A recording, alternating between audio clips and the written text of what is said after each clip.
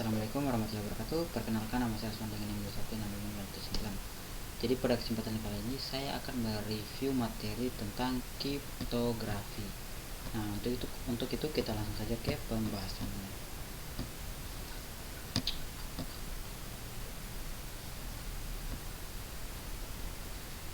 Kriptografi. Jadi kriptografi itu atau kriptografi yang dimana diketahui berasal dari bahasa Yunani. Kripto dan grafi, di mana kripto memiliki arti menyembunyikan, sedangkan grafi berarti tulisan. Sehingga bisa dijabarkan itu kriptografi itu merupakan ilmu yang mempelajari teknik-teknik matematika yang berkaitan dengan aspek-aspek keamanan informasi, seperti halnya tulisan dalam bentuk pokoknya dalam bentuk yang bukan dalam bentuk huruf alfabet, yang dimana dia itu kayak sebuah kata kunci dimana harus ada yang intinya dari kata kunci lah begitu, sebuah kata kunci yang bisa dipecahkan oleh orang-orang tertentu saja. Nah, kita langsung saja pengantar kriptografi. Message atau pesan adalah data atau informasi yang dapat dibaca dan dimengerti maknanya. Nama lain seperti plain text atau teks jelas. Nah, seperti tadi maksudnya dari plain text ke apa nih? Clear text atau bentuk note. Nah, kita lanjut dulu sebentar, itu dibahas. Langsung saja. Oke, terminologi dulu. Jadi pengirim atau sender, pihak yang mengirim pesan. Selanjutnya ada penerima, receiver, pihak yang menerima pesan juga pihak yang menerima. Tadi yang pihak pengirim, sedang keduanya itu pihak penerima atau receiver. Selanjutnya pengirim dan penerima bisa berupa orang, komputer, mesin, dan lain-lain. Ini secara terminologinya. Selanjutnya pengirim ingin pesan yang dikirim itu secara aman, di mana pihak lain tidak dapat membaca atau memanipulasi pesan. Contohnya pengirimnya itu adalah Alice, sedangkan penerimanya itu adalah Bob. Nah, jadi seperti ini, dia menggunakan kayak kayak telepon gitu, makan. Jadi obrolan yang mereka bicarakan itu hanya bisa didengar oleh mereka berdua atau orang di sekitarnya. Jadi yang lain itu tidak bisa mendengar percakapan antara Alice dan juga Bob. Seperti gambaran berikut. Alice sedang menelpon Bob, pokoknya begitulah. Lanjut. Di sini ada ciphertext atau pesan yang telah disandikan sehingga tidak bermakna lagi. Tujuannya agar pesan tidak dapat dibaca oleh pihak yang tidak berhak. Nama lain kriptogram atau kriptogram. Ciphertext harus dapat dikembalikan menjadi plain text semula. Jadi seperti dari kata kunci kemudian diubah menggunakan kunci tertentu sehingga bisa menghasilkan huruf-huruf alfabet, dari huruf yang tidak seperti biasanya ke huruf alfabet, sehingga bisa dimengerti oleh orang-orang. Tapi yang menggunakan cara ini tuh seperti halnya seperti ini. Ada plain text, yang dimana plain text itu adalah huruf asli atau huruf seperti alfabet lah yang biasa kita gunakan, yaitu teks itu culik anak itu jam 11 siang. Nah, jadi diubah ke ciphertext, yang dimana ciphertext itu sebuah teks atau kayak sebuah teks kayak tulisan yang mungkin kalau orang awam ini tidak mengerti ciphertextnya apa, tapi kalau untuk yang bisa paham mungkin akan mengartikannya, sehingga ya beginilah ceritanya. Jadi dari plain text ke ciphertext, tujuannya itu agar tidak sembarang orang yang bisa baca, bukan supaya pihak-pihak yang tidak berwajib itu tidak bisa membacanya. Jadi seperti inilah gambarannya. Nah, ini ada contohnya. Plain text. Jadi ketika saya berjalan di pantai bla bla bla bla, ciphertextnya itu ya ini ZText ini ya. Jadi kalau kita orang awam mungkin mengira ini adalah tulisan yang asa bodoh lah dengan tulisan ini terpenting. Padahal di dalam ini terdapat sebuah pesan rahasia. Nah, pesan rahasianya itu yaitu ini plain text. Ketika saya berjalan di pantai, bikin bla bla bla dan seterusnya. Terminologi. Nah, jadi terminologi itu ada enskripsi, proses menyandikan plain text menjadi ciphertext. Proses menyediakan plain text menjadi ciphertext. Coba plain text aja. Gimana sih? Coba cek. Sebenarnya cek dulu. Banyak itu. Deskripsi. Nah, proses mengembalikan ciphertext menjadi plain text semula. Jadi dari kata kunci menjadi huruf alfabet atau huruf biasa. Lanjut, notasi matematis. Nah, jadi ini ada keterangannya. Misalkan C itu adalah ciphertext, P adalah plain text. Fungsi enkripsi atau E memetakan P ke C. Nah, jadinya seperti rumus. Lihat. Kriptografi. Nah, kata kriptografi itu berasal dari bahasa Yunani. Seperti tadi yang saya jelaskan. Kripto writing. Kripto artinya apa tadi? Kripto itu artinya menyembunyikan, sedangkan grafi itu artinya tulisan. Kriptografi adalah ilmu dan seni untuk menjaga kerahasiaan pesan dengan cara menyandikan ke dalam bentuk yang tidak dapat dimengerti lagi maknanya. Definisi baru, tadi definisi lama, sekarang definisi baru. Kriptografi itu adalah ilmu dan seni untuk menjaga keamanan pesan message. Algoritma kriptografi. Aturan untuk ciphering dan deciphering atau fungsi matematika yang digunakan untuk enkripsi dan dekripsi pesan. Nah, selanjutnya ada encoding dan decoding. Ya, jadi encoding atau transformasi dari plain text menjadi kode. Plain text. Selanjutnya ada decoding. Transaksi kebalikan dari kode menjadi plain text. Atau dari kode-kode atau kayak tulisan-tulisan yang tidak kita mengerti, itu seperti itu yang dinamakan kode, sebuah tulisan yang tidak kita mengerti ke plain text, ke sebuah huruf yang bisa kita mengerti. Jadi itu decoding. Sedangkan encoding dari transformasi dari plain text menjadi kode.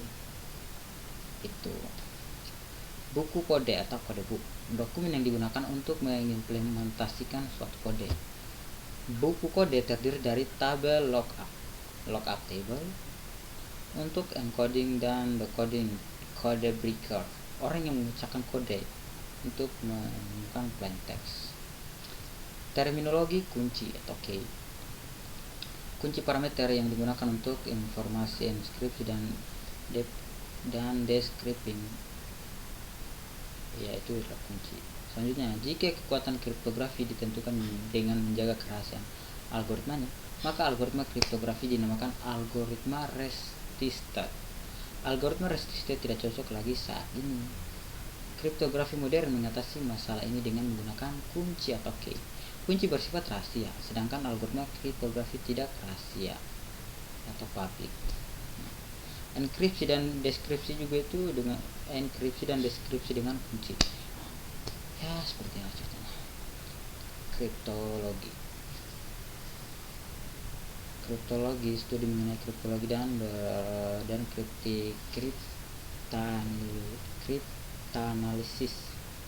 Nah, persamaan kriptografer dan kriptanalisis. Jadi kriptografi itu dia ilmu seni untuk menjaga keamanan pesan, sedangkan kriptanalis itu ilmu dan seni untuk memecahkan ciphertext. Keduanya itu sama-sama menerjemahkan ciphertext menjadi plain text. Nah, perbedaannya itu ya seperti tadi. Kriptografi itu bekerja atas legitimasi pengirim atau penerima pesan, sedangkan kriptanalis itu bekerja tanpa legitimasi pengirim atau penerima pesan. Kebalikanlah. Nah, sejarah kriptografi. Kriptografi juga itu mempunyai sejarah yang panjang. Tercatat bangsa Mesir 400 tahun yang lalu menggunakan hieroglifi yang tidak standar untuk menulis sebuah pesan. Nah, jadi pesan-pesannya itu seperti misalkan jadi kalau menggunakan huruf-huruf kriptografi itu seperti A itu burung melambangkan huruf A, kaki melambangkan huruf B, dan lain sebagainya. Masih banyak kode-kode lagi yang untuk orang awam mungkin susah untuk dimengerti lah, gitu kira-kira. Sejarah kriptografi. Nah, pada Perang Dunia Kedua, pemerintah Nazi Jerman membuat mesin inskripsi yang dinamakan Enigma. Enigma cipher berhasil dipecahkan oleh pihak sekutu. Keberhasilan memecahkan Enigma sering dikatakan sebagai faktor yang memperpendek Perang Dunia Kedua. Lanjut, kriptografi kunci simetri. Simetri key kriptografi. Kunci enkripsi sama dengan kunci deskripsi. Istilah lainnya kunci simetri, kunci privat, kunci rahasia. Algoritma kriptografi disebut algoritma simetri. Kayaknya nggak penting. Lanjut.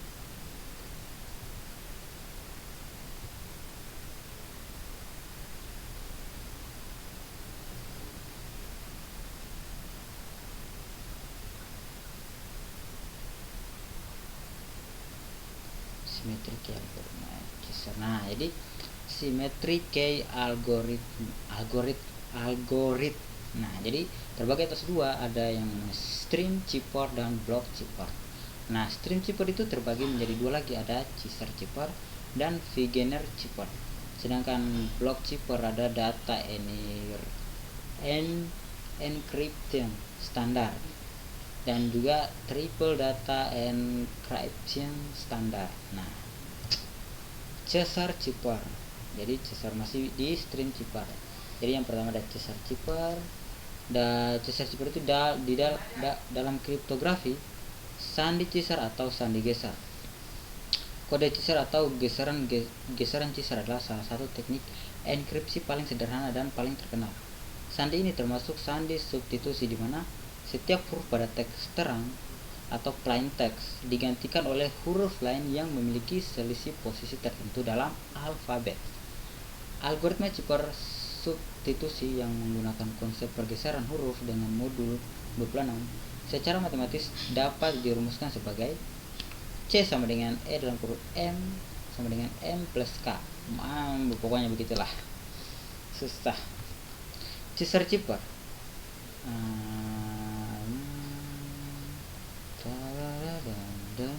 Jadi plain text itu jadi plain text itu adalah huruf-huruf alfabet, sedangkan cipher text-nya itu seperti ini. Jadi plain text A, ketika di cipher text kan itu jadi D kecil, B menjadi E kecil, C menjadi F kecil, D menjadi G kecil. Nah, seperti yang ada pada gambar gas. Lanjut, Wegener cipher. Setelah Caesar cipher tadi ada yang namanya Wegener cipher. Nah, Wegener cipher ini adalah suatu algoritma kriptografi klasik yang ditemukan oleh Giovanni Battista Belaso. Beliau menuliskan metodenya tersebut pada bukunya yang berjudul La Cifra del Giovanni Battista Belaso pada tahun 1553. Nama Wegener sendiri diambil dari seorang yang bernama Blaise D. Wegener. Nama Wegener diambil sebagai nama algoritma ini karena beliau menemukan kunci yang lebih kuat lagi untuk algoritma ini dengan metode auto-key cipher. Meskipun algoritma dasarnya telah ditemukan lebih dahulu oleh Giovanni Battista Belaso, teknik ini menggunakan tabel bujur sangkat yang berisi kombinasi dari plain text pada kolom serta kunci pada baris, yang dimana kombinasi keduanya itu akan menghasilkan cipher pada baris dan kolom seperti gambar berikut. Tabel ini Lanjut. Cara kerja Vigener Cipher. Langkah awal adalah tuliskan plaintext yang ingin dienkripsi dengan menghilangkan spasi antar kata. Hal ini untuk mempersulit orang untuk menebak dari plaintext tersebut. Contohnya plaintextnya atau huruf kata-kata kayak biasa. Belajar rekayasa internet dengan menghilangkan spasi. Jadi kayak beda. Ketika kita menghilangkan spasinya, belajar rekayasa internet. Nah, itu cara kerja Vigener Cipher. Pilih kunci key yang akan disepakati oleh pengirim serta penerima. Contoh key-nya tetap Tcom atau kunci Tcom. Susunlah plaintext dengan kunci sebagaimana berikut. Nah, jadi plaintextnya itu belajar rekayasa internet. Kuncinya Tcom. Lanjut. Dengan menggunakan tabel Vigener, maka kita akan mendapatkan hasil ciphertext sebagaimana berikut. Jadi plaintextnya itu belajar rekayasa internet, kayaknya Tcom, ciphertextnya UIVK ya, pokoknya seperti yang dijelaskan sebelumnya lah gitu. Jadi plaintextnya itu huruf biasa, Tcom-nya itu merupakan kunci, ciphertextnya itu merupakan kode agar orang-orang itu mudah untuk mengerti. Kalau orang awam bilang itu masa bodoh lah. Contoh aplikasi yang simulasi penjalan Cipher menggunakan Visual Basic. Jadi seperti ini penerapan algoritma simulasi kuncinya informatika, ciphertextnya itu bla bla bla, plaintextnya itu penerapan algoritma sama ya seperti ini. Nah, data enkripsi standar base.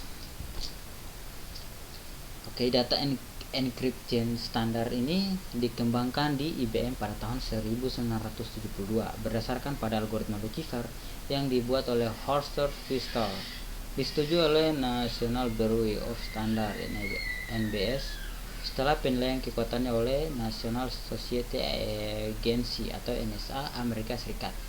DES termasuk ke dalam kriptografi kunci simetri dan tergolong jenis cipher block. DES beroperasi pada ukuran blok 64 bit. Panjang kunci eksternal itu sama dengan 64 bit sesuai ukuran blok. Tetapi hanya 56 bit yang dipakai, 8 bit paritas tidak digunakan. Paritas tidak digunakan. Setiap blok atau plaintext atau ciphertext dienkripsi dalam 16 putaran. Setiap putaran itu menggunakan kunci internal berbeda. Kunci internal 56 bit dibangkitkan dari kunci eksternal. Setiap blok mengalami permutasi awal. 16 putaran enchiffering dan inversi permutasi awal. Nah, jadi seperti gambar dari plaintext IP encrypting kemudian diputar 16 kali IP ciphertext. Nah, seperti itulah kurang lebih kalau saya tidak salah.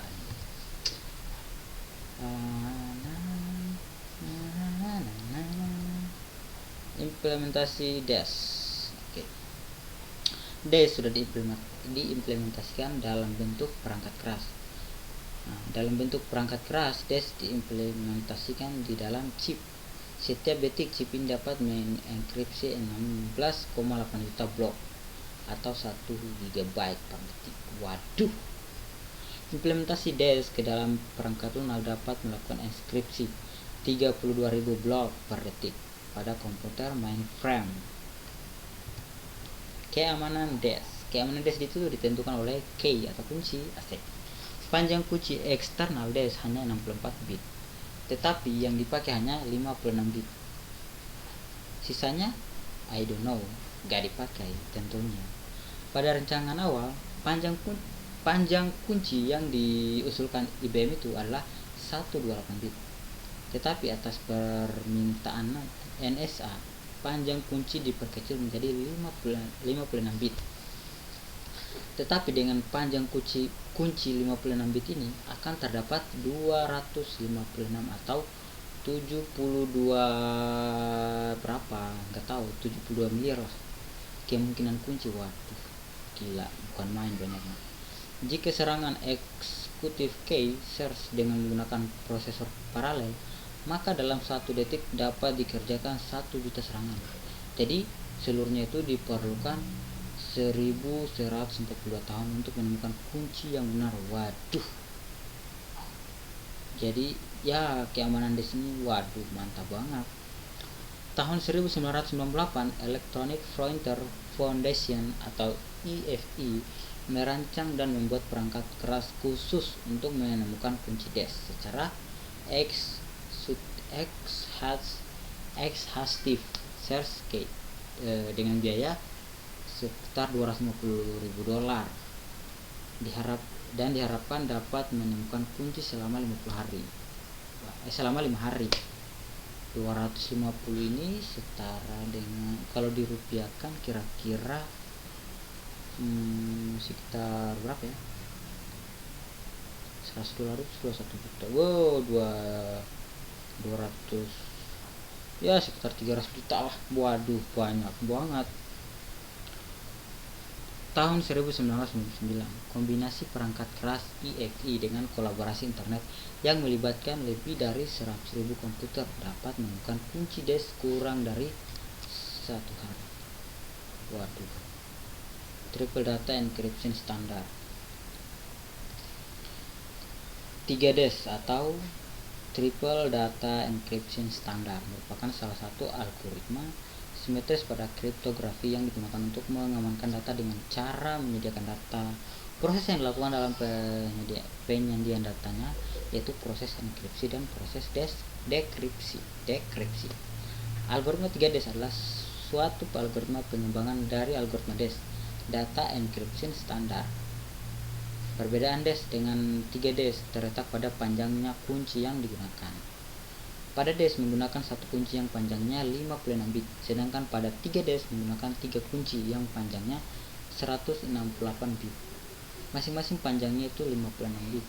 Pada 3DES, 3 kunci yang digunakan itu bisa bersifat saling bebas, K1, K2, K3.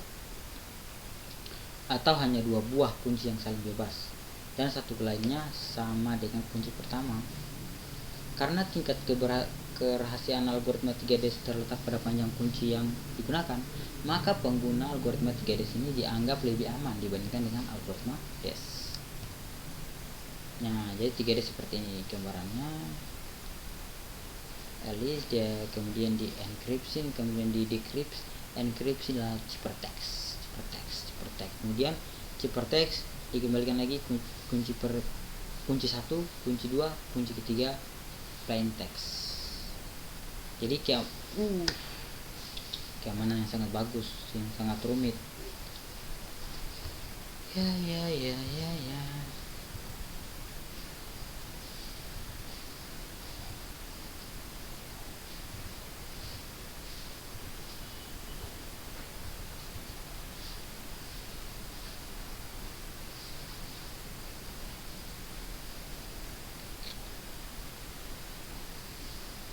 Oke, selanjutnya ada kriptografi kunci simetri versus kriptografi. Nah, jadi kelebihan kriptografi kunci publik. Hanya kunci privat yang perlu dijaga kerahasiaannya oleh setiap entitas yang berkomunikasi. Tidak ada bantuan mengirim kunci privat sebagaimana pada sistem simetri. Pasangan kunci publik atau kunci privat tidak perlu diubah, bahkan dalam periode waktu yang panjang. Dapat digunakan untuk mengamankan pengiriman kunci simetri. Nah, selanjutnya ada beberapa algoritma kunci publik dapat digunakan untuk memberi tanda tangan digital pada pesan. Kelemahan kriptografi kunci publik. Enkripsi dan deskripsi data umumnya lebih lambat daripada sistem simetri. Karena enkripsi dan deskripsi itu menggunakan bilangan yang besar dan melibatkan operasi perpangkatan yang besar. Selanjutnya ada ukuran ciphertext lebih besar daripada plain text. Bisa 2-4 kali ukuran plain text. Ukuran kunci relatif lebih besar daripada ukuran kunci simetri. Karena kunci publik diketahui secara luas dan dapat digunakan setiap orang, maka ciphertext tidak dapat memberikan informasi mengenai autentikasi pengirim. Tidak ada algoritma kunci publik yang terbukti aman, sama-sama blok cipher. Kebanyakan algoritma berdasarkan keamanannya pada sulitnya memecahkan persoalan-persoalan aritmetik. Aplikasi kriptografi kunci publik. Meskipun masih berusia relatif muda dibandingkan dengan algoritma simetri, tetapi algoritma kunci publik ini mempunyai aplikasi yang sangat luas. Yang pertama, enkripsi atau dekripsi pesan, algoritma rasa Rabin. Selanjutnya ada digital signature dan ada pertukaran kunci.